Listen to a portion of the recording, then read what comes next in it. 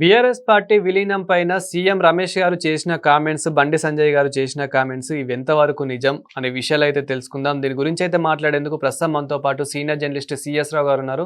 నమస్తే అండి. So CM Ramesh గారు, బండి సంజయ్ గారు సవాల్ విసురుతున్నారు రచ్చకు రమ్మని చెప్పేసి.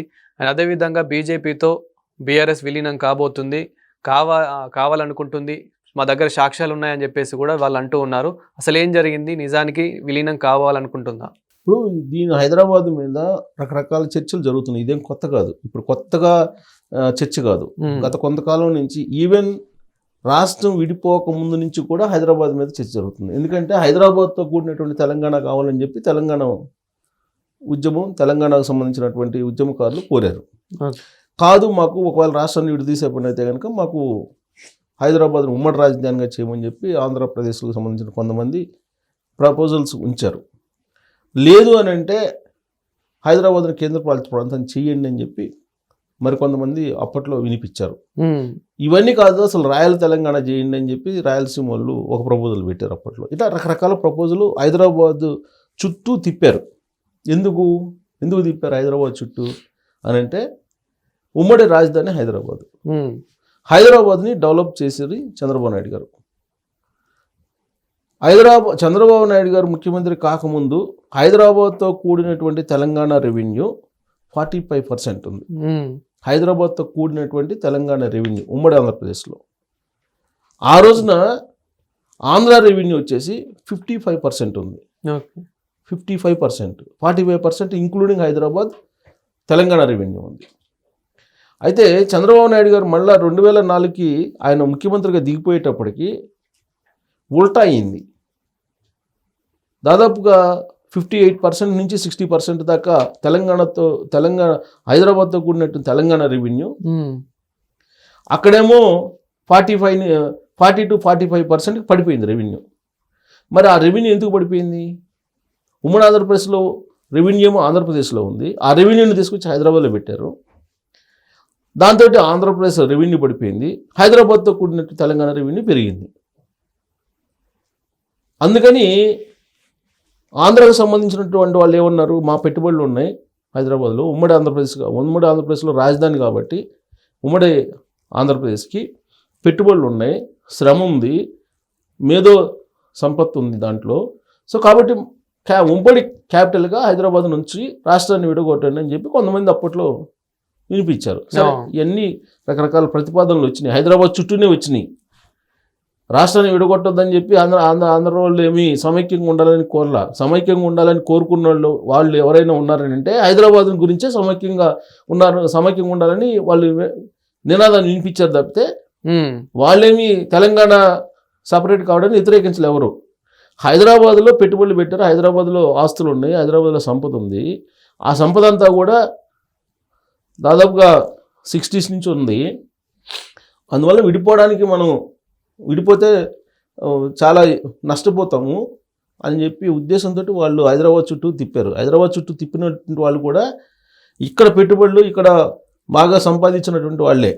మామూలు వాళ్ళు ఎవరు రాష్ట్రం విడిపోతానంటే వద్దనలా, ఆంధ్రలో ఎవరు వద్దనలా. ఒకవేళ సమైక్య ఉద్యమం వచ్చినా కానీ అది కావాలని ఈ హైదరాబాద్ కోసం చేసినటువంటి ఉద్యమం తప్ప రియల్గా సమైక్యంగా ఉందాము, తెలంగాణ వాళ్ళతో కలిసి ఉన్నాము అని చెప్పి ఎక్కువ మంది అనుకోవాలి అప్పుడు. సో ఇవన్నీ సర్వే చేసుకున్న తర్వాత పబ్లిక్ ఒపీనియన్ తీసుకున్న తర్వాత రాజకీయ పార్టీలన్నీ ప్రణబ్ ముఖర్జీ కమిటీకి లెటర్లు రాసాయి ఏకగ్రీవంగా. ఒక CPM తప్ప అన్ని పార్టీలు మీరు తెలంగాణ ఇచ్చేసి రాష్ట్రాన్ని విభజించండి అని. రాష్ట్రాన్ని విభజించండి అన్నప్పుడు హైదరాబాద్తో కూడినటువంటి తెలంగాణ ఏదైతే తెలంగాణ ఉద్యమకారులు కోరారో ఆ మేరకు రాష్ట్రాన్ని ఇచ్చేశారు. కానీ హైదరాబాద్ని 2014 నుంచి 2024 దాకా ఉమ్మడిగా ఉంచుకోమన్నారు ఆ బిల్లులో. అది అలా హైదరాబాద్ తోటి బాగా కనెక్ట్ అయ్యి ఉమ్మడి రాజధాని కాబట్టి హైదరాబాద్ తోటి ఉన్నటువంటి ఆర్థికపరమైన సంబంధాలు కానీ మానవ సంబంధాలు కానీ అనేక ఉన్నాయి ఇక్కడ.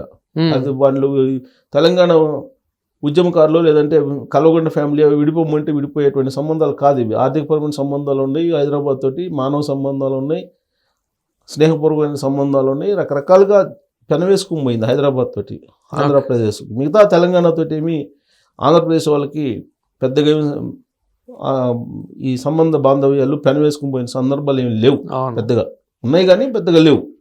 అయితే ఇక్కడ జరిగింది ఏంటంటే హైదరాబాదు వల్ల మేము నష్టపోయాము, హైదరాబాద్ని తెలంగాణకి ఇచ్చినందువల్ల అనేది మొదటి నుంచి ఆంధ్రప్రదేశ్కి సంబంధించిన వాళ్ళు చెప్తున్నారు. ఇవాళకి కూడా రాష్ట్రం విడిపోయిన తర్వాత కూడా ఆంధ్రప్రదేశ్కి సంబంధించినటువంటి లీడర్లు 2014 నుంచి ఇవాళ వరకు కూడా అక్కడే సంపాదించినా కానీ పెట్టుబడులు ఇక్కడే పెడుతున్నారు హైదరాబాద్. హైదరాబాద్లో ఖాళీ చేసి వెళ్ళినా వాళ్ళు వచ్చి అక్కడ ఆంధ్రాలో సంపాదించిన సంపద అటు ఇసుక సిండికేట్లు ద్వారా సంపాదించింది కానీ, లిక్కర్ సిండికేట్ల ద్వారా సంపాదించింది కానీ, ల్యాండ్ సిండికేట్ల ద్వారా సంపాదించింది కానీ, పొలిటికల్ కరప్షన్ కానీ, అఫీషియల్స్ కరప్షన్ కానీ, ఈ అమౌంట్ మొత్తం ఇక్కడికే చేరింది. అందువల్ల దీని రెవెన్యూ పెరుగుతూ ఉంది తెలంగాణది.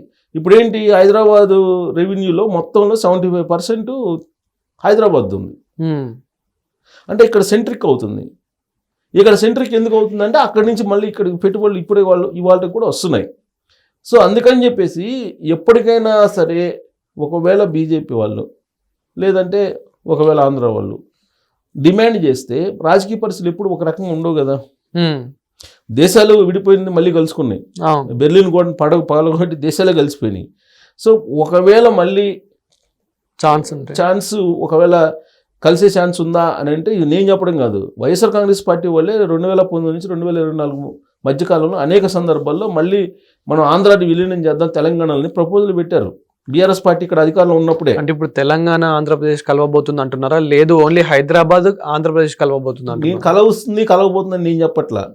బీఆర్ఎస్ పార్టీ ఇక్కడ అధికారంలో ఉన్నప్పుడు, అక్కడ వైఎస్ఆర్ కాంగ్రెస్ పార్టీ ఉన్నప్పుడు వైఎస్ఆర్ కాంగ్రెస్ పార్టీ వాళ్ళే పేరు నాని కానీ, కొడాలి నాని కానీ ఇలాంటి వాళ్ళు జగన్మోహన్ రెడ్డికి అత్యంత సన్నిహితులు ఏమన్నారు, తెలంగాణలో మనం ఆంధ్రప్రదేశ్ విలీనం చేద్దాం అని అన్నారు, కలిసి ఉందాం విలీనం చేద్దాం అని.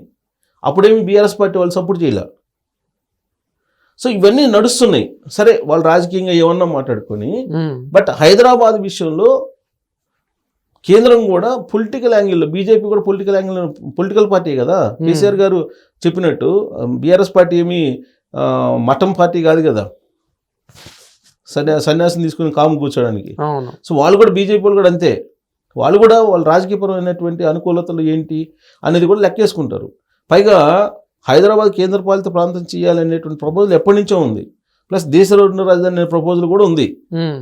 ఇది కనీసం వాళ్ళ మేనిఫెస్టోలో ఉంది ఒక మూమెంట్లో, దేశ రెండు రాజధాని అనేది బీజేపీ దాంట్లో. సో పరిణామాలు ఎప్పుడైనా మారచ్చు. ఇప్పుడు ఎక్స్ప్రెస్ హైవే వేస్తున్నారు ఎక్కడికి, అమరావతి కను హైదరాబాద్కి, జస్ట్ 2 అవర్స్లో జర్నీ చేయొచ్చు. సో ఈ 20 జంట నగరాలు చేస్తారా, ఇలాంటివన్నీ జరుగుతున్నాయి. సరే ఇవి ఇప్పుడు కొంత హాస్యాస్పదంగా ఉండొచ్చు, ఊహాజనితంగా కూడా ఉండొచ్చు ఇవన్నీ కూడా. కాకపోతే భవిష్యత్తులో ఎప్పుడు ఏం జరిగితే తెలియదు కదా. అవును, రాష్ట్రం విడిపోతుందని ఎవరు అనుకున్నారు, ఎవరు అనుకోలేదు కదా, బట్ విడిపోయింది కదా. సరే ఇప్పుడు ఏం జరగబోతుంది రాబోయే రోజుల్లో అనేదానికన్నా కూడా డీసెంట్రలైజ్ చేస్తున్నారు డెవలప్మెంట్ని తెలంగాణలో.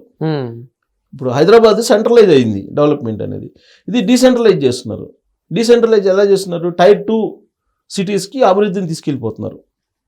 ఇప్పుడు హైదరాబాద్ కాదు, హైదరాబాద్లో ఎట్టి పరిస్థితుల్లో మీరు కన్స్ట్రక్షన్స్ కానీ లేదంటే హైదరాబాద్లో ఎలాంటి డెవలప్మెంట్ అనేది కాదు, మీరు ఫ్యూచర్ సిటీకి రండి అని చెప్పి తెలంగాణ ముఖ్యమంత్రి రేవంత్ రెడ్డి గారు చెప్తున్నారు. ఫ్యూచర్ సిటీకి పెట్టుబడులు పెట్టండి, మీరు ఫ్యూచర్ సిటీలో యూనివర్సిటీలు పెట్టండి, స్కిల్ యూనివర్సిటీ పెట్టండి, ఫ్యూచర్ సిటీలో ఫార్మా ఇండస్ట్రీ పెట్టండి అని చెప్పి మొత్తాన్ని అటు తీసుకెళ్తున్నారు. హైదరాబాద్ ఖాళీ చేస్తున్నారు, హైదరాబాద్ ఖాళీ చేసేసి ఇండస్ట్రీస్ అన్ని అక్కడ మూవ్ చేస్తున్నారు. ఇప్పుడు ఉండేటువంటి ఇండస్ట్రీస్ని కూడా అక్కడ తీసుకెళ్తున్నారు, ఫ్యూచర్ సిటీ కిందకి తీసుకెళ్ళడానికి. ఎందుకు, ఇక్కడ హైరైజెస్ బిల్డింగ్స్కి పర్మిషన్ ఇచ్చారు కేసీఆర్ గారి టైంలో. ఒక్కొక్క హైరైజెస్ బిల్డింగ్లో 40 ఫ్లోర్లు 50 ఫ్లోర్లు ఇచ్చారు. అవును, మొన్న చిన్నపాటి వర్షానికి ఏమైందో హైదరాబాద్ సిటీ మనం చూసాం. ఒకవేళ వరుసగా ముసురు బట్టి ఒక 10 రోజులు వర్షం కురిసిందనుకో హైదరాబాద్ పరిస్థితి ఏంటి? అలాంటి డేంజర్ సిచ్యువేషన్ రాకుండా ఫ్యూచర్ సిటీకి మొత్తం తరలిస్తున్నాను నేనని చెప్పి తరలిస్తున్నారు. హైదరాబాద్ ఖాళీ చేస్తున్నారు. ఇప్పుడు ఉండేటువంటి హైదరాబాద్ కానీ, సికింద్రాబాద్ కానీ, లేదంటే సైబరాబాద్ కానీ ఖాళీ చేసి ఫ్యూచర్ సిటీకి వెళ్ళాలని చెప్పి తెలంగాణ ముఖ్యమంత్రి చెప్తున్నారు, వెళ్తున్నారు కూడా. ఒక మంచి ఆలోచన అనుకోవచ్చు. ఎట్ ద సేమ్ టైం అక్కడ ఫ్యూచర్ సిటీతో పాటు ఇంకొక వైపు వరంగల్ సిటీని డెవలప్ చేస్తున్నారు. వరంగల్ని తెలంగాణ రెండో రాజధాని అని చెప్పి అనౌన్స్ చేశారు. ఎవరు అనౌన్స్ చేశారు? పొంగులేటి శ్రీనివాసరెడ్డి గారును సురేఖ గారు మంత్రుల హోదాలో వాళ్ళు అనౌన్స్ చేశారు నిన్నగాక మొన్న. వరంగల్ తెలంగాణ రెండో రాజధాని, ఆ దిశగా దీన్ని డెవలప్ చేయాలని చెప్పి వాళ్ళు ఇచ్చినటువంటి స్టేట్మెంట్ మరుసటి రోజే అక్కడ హై రైజెస్ బిల్డింగ్ పర్మిషన్ ఇచ్చారు. మామూలుగా అయితే 1+5 ఏముంది పర్మిషన్ అక్కడ. ఇప్పుడు హై రైజెస్ బిల్డింగ్ పర్మిషన్ ఇచ్చారు. మరి డీసెంట్రలైజ్ జరుగుతుంది కదా, అంటే మరో హైదరాబాద్ తయారవుతుంది అక్కడ వరంగల్లో. అలాగే విచిత్రమైన పరిణామం ఏంటంటే కరీంనగర్లో హై రైజెస్ బిల్డింగ్ పర్మిషన్ ఇచ్చారు. తాజాగా Karimnagar corporation high rises building permission ఇచ్చారు. అంటే హైదరాబాద్ కాకుండా మిగతా ప్రాంతాల్లో డెవలప్మెంట్ అనేది ఉండాలి అనేటువంటి కాన్సెప్ట్ తోటి వెళ్తుంది ఈ గవర్నమెంట్. ఈ గవర్నమెంట్ వెళ్తుందని అంటే కేంద్ర ప్రభుత్వం యొక్క పాలసీలు, కేంద్ర ప్రభుత్వం యొక్క విధానాలకు అనుగుణంగా ఏ రాష్ట్ర ప్రభుత్వం అయినా నడుచుకుంటుంది. గవర్నమెంట్ ఏదన్నా ఏ పార్టీది ఉన్నా కానీ, అంటే కేంద్ర ప్రభుత్వం నుంచి ఏదో డైరెక్షన్ ఉండబట్టే ఈ డీసెంట్రలైజ్, లేదంటే హైదరాబాద్ని ఖాళీ చేసేసి పక్క ప్రాంతాలకు వెళ్ళిపోవటం ఇవన్నీ జరుగుతున్నాయి. ఇది కేవలం రాష్ట్ర ప్రభుత్వం చేసినటువంటి ప్రక్రియ కింద మనం అనుకోవడానికి లేదు. కేంద్ర ప్రభుత్వం ఇచ్చేటువంటి కొన్ని ప్రత్యక్ష లేదంటే పరోక్ష సంకేతాలు రాష్ట్ర ప్రభుత్వం అమలు చేస్తుందండి, ఏ రాష్ట్ర ప్రభుత్వం అయినా. మరి ఇప్పుడు వరంగల్ని, కరీంనగర్ని యుద్ధ ప్రాతిపదికన హై రైజ్ బిల్డింగ్ చేసి డెవలప్ చేయడానికి కారణం ఏంటి? హైదరాబాద్లో ఒత్తిడి ఎక్కువ ఉందని కదా. హైదరాబాద్లో ఫ్యూచర్ సిటీని తయారు చేస్తున్నారు. మరి హైదరాబాద్ని ఎప్పుడైనా ఏదైనా చేసే అవకాశం ఉంది కేంద్ర ప్రభుత్వాన్ని కదా.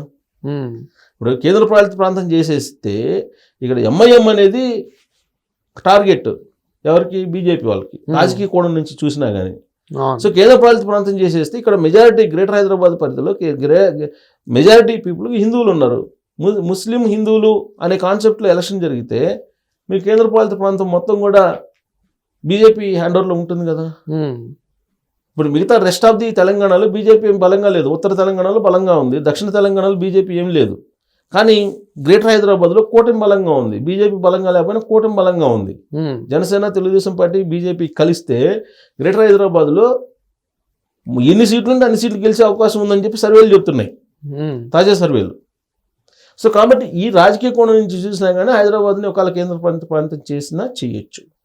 ఒకవేళ అది అలాంటి సింటమ్స్ ఏదైనా రాష్ట్ర ప్రభుత్వానికి అందితేనే యుద్ధ ప్రాతిపదికన హై రైజ్ బిల్డింగ్ పర్మిషన్ ఇవ్వటం కరీంనగర్లో అలాగే వరంగల్లో.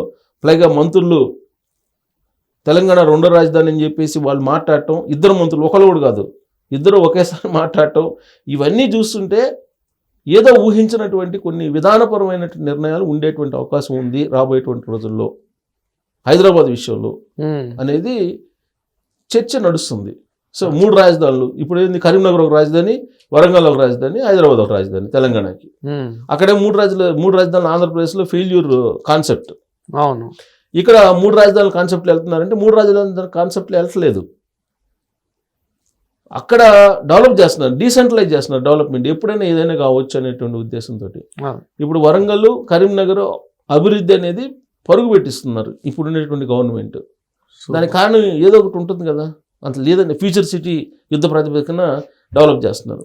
అంటే ఏ కాన్సెప్ట్, ఏ ఆలోచన లేకుండా, ఫ్యూచర్ ఆలోచన లేకుండా ఫ్యూచర్ సిటీని లేకపోతే వరంగల్ని, కరీంనగర్ని యుద్ధ ప్రాతిపదికన డెవలప్ చేయడానికి పాలసీలను మార్చుకొని హై రైజెస్ బిల్డింగ్ పర్మిషన్ ఇవ్వటం ఇవన్నీ చేస్తారా?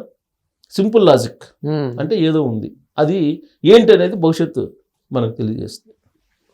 Thank you sir.